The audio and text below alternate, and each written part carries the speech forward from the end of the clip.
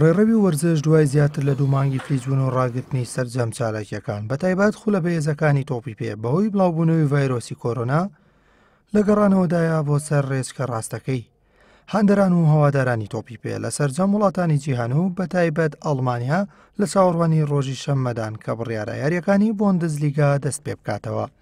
لە ناوڕاستی مانگی سێ ئەمساڵدا ڤایرۆسی کۆرۆنا خولە بەهێزەکانی ڕاگرت ئەوانەی خاوەن هاندەرێکی زۆر بوون و کاریگەری دارای و ئابووریشی لەسەر سەرجەمیانەکان دروست کرد. خولیانەکانی ئەڵمانیا ژێکێکە لەو خولانە و ڕۆژی شەمماش بە یاریەکی بەهێز کە دەربی ڕۆرە لە نێوان هەردوویانەی بروسیا دۆرتمۆند و شالکە دەست پێ دەکاتەوە و لە میانی یاریەکی هەفتەی 26دا دەبێت. بەپێی ڕێنمایە تەندروستیەکانیش نابێت هیچ هاندەرێک لە یاریگا ئامادە بێت. هەروەها ماوەی هەفتەیەکە سەرجەم یاریزانە بەشدارەکان کەرەنتینە کراون و تا کۆتایی خولەکە نابێت تێکەڵ بە هیچ کەس ببێت. ئەو یارە گرنگێکی زۆری دەبێت سەرڕای ئەوەی دەبێتە یەکەم ڕوبەڕووبوونەوەی دوای وەستاندنی خولەکە چاوەڕوان دەکرێت بینەرێکی زۆری هەبێت و بە ملیۆنان هاندەر سەیری بکەن. هەردوویانەش توانە و لێهاتووی یاریزانەکانیان تاقی دەکەنەوە پاش دابڕان و کەرەنتینەکردن کە تا ئێستا لە مێژوودا 120 جار پێیەک گەیشتون. شالکە لەو ژمارە یاریە خاوەن زۆرترین بردنەوەیە و 41 سەرکەوتنی هەیە.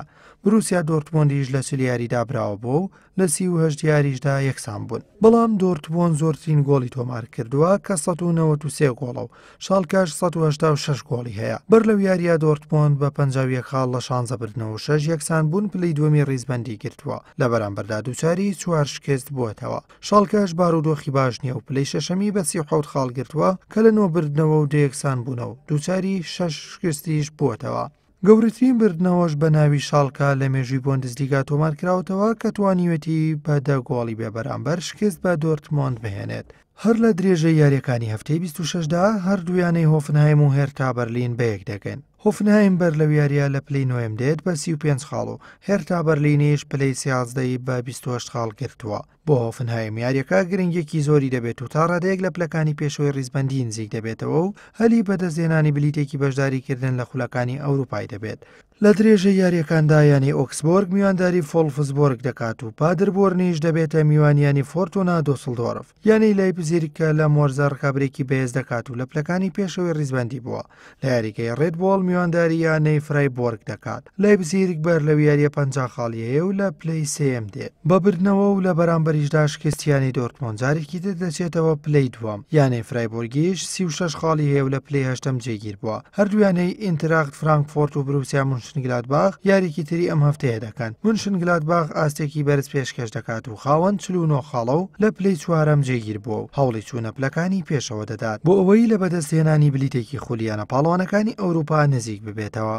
ڕۆژی یەکشەمماژ یاریەکانی هەفتەی 26 درێژەیان دەبێت و یانەی کۆڵن لە یاریگەی خۆی ڕوبەڕوویانەی ماینز دەبێتەوە. لە میان یاریەکی تری گرنگ و بەهێزدا هەردوویانەی یۆنیۆن بارلین و بایرن میوشن بەیەک دەگەن. یۆنیۆن بارلین لە پلەکانی ناوەڕاستی ڕیزبەندیدایە و بە 30 خاڵ لە پلەی 11 دەبینرێت. هەوڵی خەرەبووکردنەوەی شکستی خۆناغی یەکەم دەدات بەرامبەر ئەویانەیە کە بە گۆڵێک بەرامبەر بە 2 گۆڵ پێی دۆڕاوە. لە بەرامبەردا بایرن میوشن کە بە 55 خاڵ لە پێشەنگی ڕیزبەندی دێت لە 17 بردنەوە و 4 یەکسان بوون و 4 شکست. هەوڵ دەدا درێژە بە ئەنجامە باشەکانی و زیاتر نزیک بوونەوە لە بەدەستهێنانی نازناوەکە بدات. سەرەڕای ئەوەی بەر لە ڕاگررتنی بۆندزلیگا ئەویانەیە لە 4 یاری لەسەر یەک بردنەوەی تۆمار کردووە. هەروەها ڕۆژی دووشەممە بە یاری نێوان هەردوویانەی ڤێردە بریمەن و بایر لیڤەرکوزن کۆتایی بە یاریەکانی هەفتەی 26 دێت.